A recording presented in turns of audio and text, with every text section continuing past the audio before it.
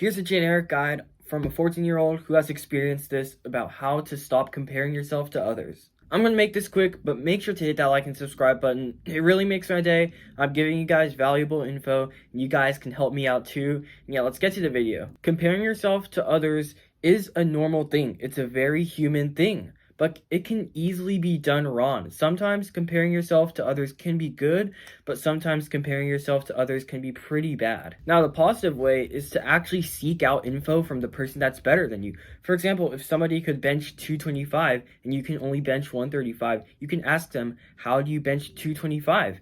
And they might give you a lot of info that will help you get to that goal. Now, the unhealthy way of comparing is just looking at your physique, not thinking it's well, then going onto social media and looking at other people. Now, how do I actually stop this endless cycle? First of all, comparing yourself to others is just going to let yourself live a very miserable life. I like to think of it this way. Imagine there are two lines. They're both going straight up. And this other guy is going about the same pace as you, but you keep on comparing yourself to him. So you naturally start to diverge from your path. You start going away from your path while he's still going straight, and you are going to get lost. Since you are comparing yourself to others, you're going to make yourself feel small. And sometimes when you feel small, you might just have the urge to quit. So yeah, watching other people progress forwards and you looking at it is just going to make you shift away from your goals. The next thing is most of the short form content or the long form content on YouTube that you see them getting their 1-rep maxes or whatever. This is just an example, by the way, but you are seeing their highlights and not their actual problems. You never actually see the behind the scenes because most people online are literally trying to be perfect. So they'll only show the highlights of their performances. It might also turn into self-hate.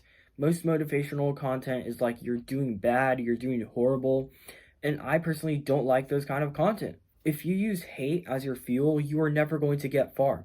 It's fine to use hate as your fuel once in a while, but if you are putting that as your number one fuel, then that is not good. For example, if you set a benchmark that you are going to bench 225 by the end of the year and you end up not making it, and you are pushing yourself with hate, you're probably going to quit because of the little progress you've seen. So yeah, comparison can easily lead to self-hate. And the last one is that there's always going to be somebody in this earth that is doing better than you, and you literally can't control it. So why are you thinking about it? Just ask yourself, why are you thinking about it? You can't speed up your progress just by thinking about it, but you also can't slow down their progress just by thinking about it. So just focus on your journey, because that is literally the fastest way on how you can get to your goals. Now that I've shown you the downsides, how do I actually get rid of this mindset? Number one, probably the biggest thing is that you should delete social media like Instagram, TikTok. Personally, I have Instagram because I don't really struggle with this problem much. I used to, but now I don't really struggle with it.